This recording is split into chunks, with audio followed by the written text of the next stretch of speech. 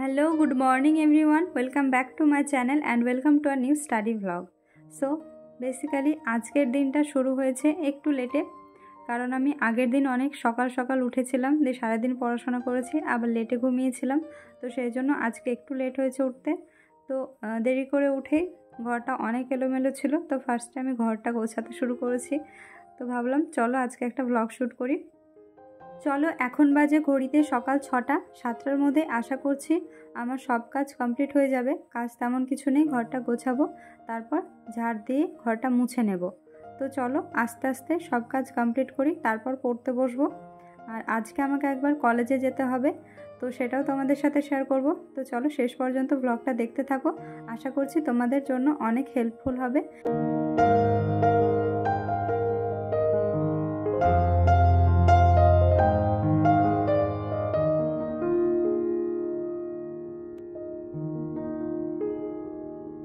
So যেমনটা আমি আগের ব্লগে বলেছিলাম যে আমি এখন থেকে ডিসিপ্লিন মেনটেন করে পড়াশোনা শুরু করব। তো পড়াশোনা শুরু করেছিলাম, 4-5 দিন মতো পড়েছি। তারপরে আমার ফ্যামিলির কিছু রেসপন্সিবিলিটিস আমার উপরে চলে আসে। তো বাড়ি থেকে বলেছিল দিদিকে নিতে যেতে হবে, তো সেই জন্য আমি দিদি বাড়ি গিয়েছিলাম মাঝে। তো দিদি বাড়ি গিয়ে তোমাদের একটা শর্ট শেয়ার করেছিলাম, সেখানে তোমরা দেখেছো। তো দিদি বাড়ি থেকে চলে এসেছি, আর এখন একটু পড়াশোনা হচ্ছে, বাট সেইভাবে আর হচ্ছে না, কারণ আমার রুমটা নিয়ে একটু প্রবলেম, দিদির সাথে রুম শেয়ার করতে হচ্ছে। তো সেই জন্য একটু সমস্যা হচ্ছে, বাট মানিয়ে গুছিয়ে চেষ্টা করছি পড়াশোনা কমপ্লিট করার। জানি না কতটা কি কমপ্লিট হবে, বাট চেষ্টা করছি, কারণ এছাড়া আমার কাছে আর কোনো উপায় নেই। সো এনিওয়ে, ঘর গোছানো কমপ্লিট হয়ে গেছে, ঘরটা মুছেও নিয়েছি। তারপর বাইরে এসেছিলাম একটু, অনেক দিন বাইরে আসা হয় না। তো বাইরে এসে দেখছি এই ফুলগুলো ফুটেছে এবং কিছু ফুল শুকিয়েও গেছে। তো যাই হোক, ব্রাশ করে একটু ব্রেকফাস্ট করে বসলাম এখন পড়তে। আজ সকাল সকাল বসেছি ম্যাথ নিয়ে। ম্যাথের আজকে পার্সেন্টেজ চ্যাপ্টারটা করব। তো মাঝে কিছুদিন শুরু করেছিলাম, 2টো টাইপ হয়েছিল, বাট সব টাইপগুলো এখন ভাবছি রিভিশন দেব, কারণ সামনে যেহেতু গ্রুপ সি গ্রুপ ডি এরও এক্সাম আছে। তো স্টেট রিলেটেড এক্সামগুলোতে এই চ্যাপ্টারটা বেশি একটু ইম্পর্টেন্ট, তো সেই জন্য এটা দিয়ে শুরু করলাম।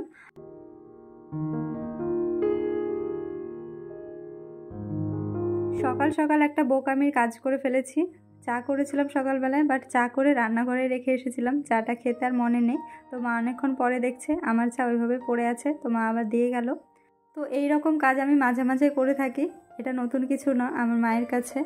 তো চলো চা খেতে খেতে ম্যাথগুলো কমপ্লিট করি।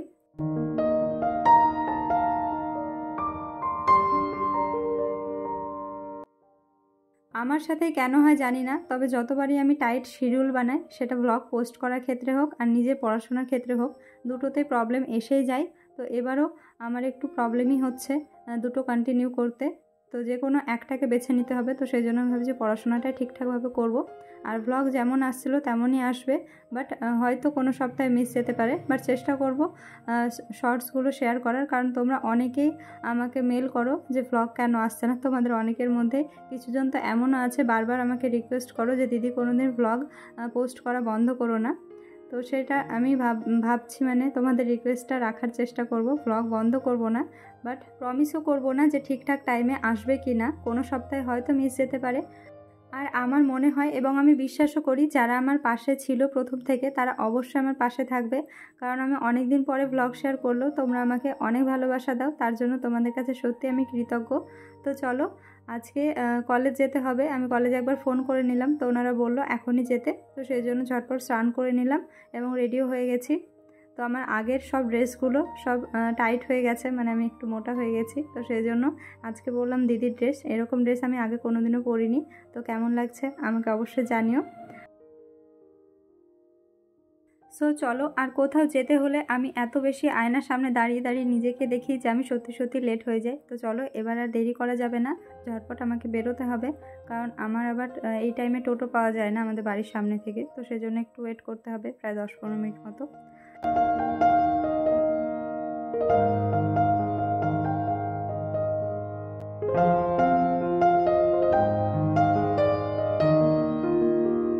আজকে আমার অনেক ভাগ্য ভালো যে বেরিয়ে বেরিয়ে টোটো পেয়ে গেছি। তো চলো কলেজে পৌঁছেও গেছি, আর কলেজে আমার একটু কাজ আছে, বেশিক্ষণ লেট হবে না।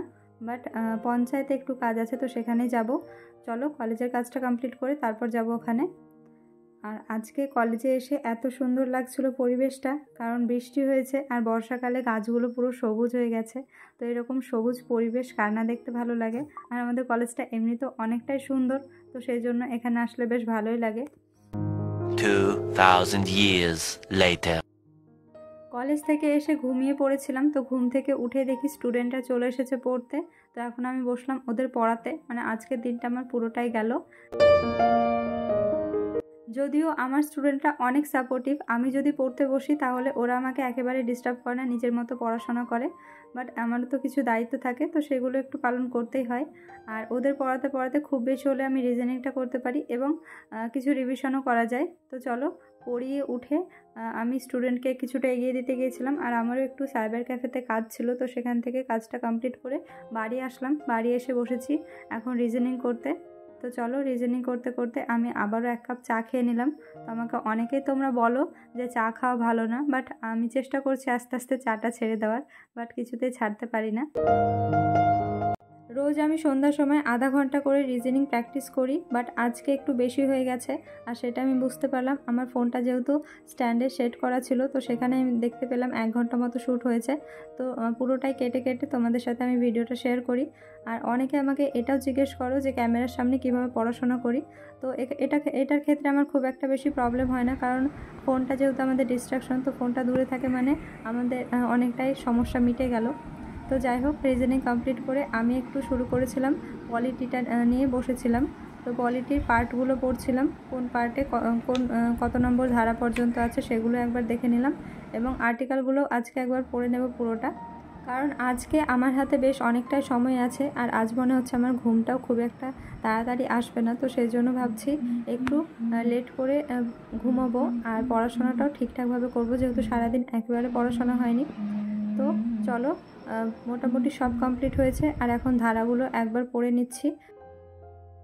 সো পড়াশোনা করতে করতে আমার একটা ফালতু ইচ্ছে জেগেছিল মেহেন্দি পড়ার।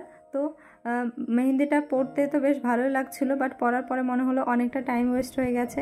কিছু করার নেই, কারণ নিজের ছোট ছোট ইচ্ছেগুলো তো পূরণ করতে হবে, কারণ বড় ইচ্ছেগুলো তো জব না পেলে আর পূরণ হবে না। তো চলো এখনকার মতো এই ছোটোখাটো ইচ্ছেগুলো পূরণ করি। সো মেহেন্দির ডিজাইনটা কেমন হয়েছে অবশ্যই জানিও। আর আমার হাত যেহেতু একটু কাঁপে, তো সেই জন্য লাইনগুলো একটু এঁকে বেঁকে গিয়েছে। সো আজকের ব্লগটা এই পর্যন্ত থাকলো, কেমন লাগলো অবশ্যই জানিও। ভালো লাগলে লাইক কমেন্ট শেয়ার করে দিও, আর চ্যানেলে যারা নতুন তারা অবশ্যই চ্যানেলটাকে সাবস্ক্রাইব করে দিও। চলো টাটা, দেখা হচ্ছে নেক্সট স্টাডি ব্লগে।